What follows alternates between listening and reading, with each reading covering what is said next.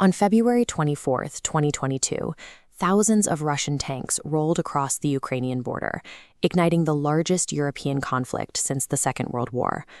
But the fuse for this explosion was lit decades earlier, inside quiet conference rooms, through deeply flawed Western diplomacy. In 1994, following the collapse of the Soviet Union, Ukraine inherited a massive stockpile of Soviet weapons. They suddenly possessed the third largest nuclear arsenal in the world, holding thousands of WAADs. This diagram outlines the 1994 Budapest Memorandum. Under this agreement, Ukraine agreed to surrender every single nuclear warhead. In return, the United States, the United Kingdom, and Russia signed a document offering what they called security assurances to respect Ukraine's borders. But those assurances were essentially an honor system. State Department lawyers deliberately avoided the phrase military guarantees, which would have legally required the US or UK to deploy troops if Ukraine were ever attacked. By trading away its nuclear deterrent for a piece of paper, Ukraine was left completely disarmed. Their physical safety now relied entirely on the goodwill of their neighbor in Moscow. 14 years later, the United States tried to pull Ukraine under a real security umbrella. At the 2008 NATO Bucharest summit, the U.S. administration pushed to grant Ukraine formal entry into the military alliance. But the alliance was fractured. France and Germany fiercely resisted offering a Membership Action Plan, or MAP, the formal step-by-step process a country takes to join NATO. They feared that offering a MAP would anger Vladimir Putin and destabilize European security, so they struck a compromise.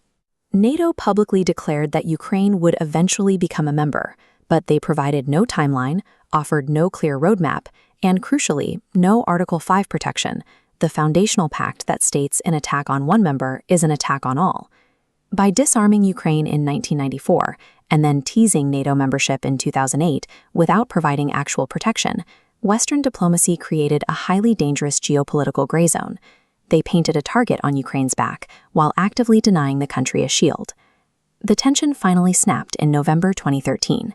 Ukrainian President Viktor Yanukovych abruptly refused to sign a long-planned free trade agreement with the European Union, choosing instead to align the country's economy with Russia. The public reaction was immediate. Hundreds of thousands of Ukrainians flooded into Kyiv's Independence Square for the Euromaidan protests, demanding their government honor its promise of European integration. When state riot police violently beat the peaceful student demonstrators, the movement hardened into what became known as the Revolution of Dignity. Clashes intensified over the winter, culminating in February 2014 when government snipers opened fire on the crowds, killing over 100 civilians. Days later, Yanukovych fled the country for Russia. Through sheer physical endurance and the loss of civilian life, the Ukrainian public firmly anchored their trajectory toward a democratic Europe, rejecting Moscow's control. The Kremlin retaliated instantly. In early 2014, unmarked Russian soldiers, often called Little Green Men, occupied strategic infrastructure in the Crimean Peninsula, leading to an illegal annexation. Simultaneously, Moscow covertly funneled weapons, mercenaries, and regular troops into Ukraine's eastern Donbas region, igniting a grinding, bloody proxy war.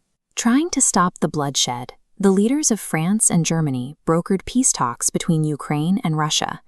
This resulted in the Minsk Agreements, signed in 2014 and 2015. This flowchart illustrates the structural failure of those agreements. They required Ukraine to hold local elections in the separatist territories before regaining control of its own borders. But holding free, democratic elections under foreign military occupation is impossible. Furthermore, the treaties allowed Russia to pretend it was merely a mediator rather than an active combatant. The diplomatic effort collapsed. Instead of establishing a lasting peace, the Minsk process merely froze the front lines. This pause gave the Russian military 7 years to build up its forces, stockpile weaponry, and plan a much larger assault. Then, in July 2021, the ideological fuel for the 2022 invasion was laid out in plain text. Vladimir Putin published a 5,000-word essay on the official Kremlin website, detailing his personal view of Russian and Ukrainian history. In the text, Putin claimed that Russians and Ukrainians are one people, and that Ukraine is an entirely artificial creation. He explicitly described Ukrainian sovereignty as an anti-Russia project, engineered by the West to divide a single Slavic nation. This manifesto reveals the invasion's primary driver, an imperial obsession with erasing the very concept of a sovereign Ukraine. The legacy of the 1994 and 2008 summits, the irreversible momentum of the Revolution of Dignity, and Putin's obsession with a lost empire finally converged into a single point of conflict. The largest conflict in modern Europe did not happen by accident. An aging dictator chose to rewrite history with tanks, exploiting a gap in Western security to crush a nation that simply wanted to choose its own future.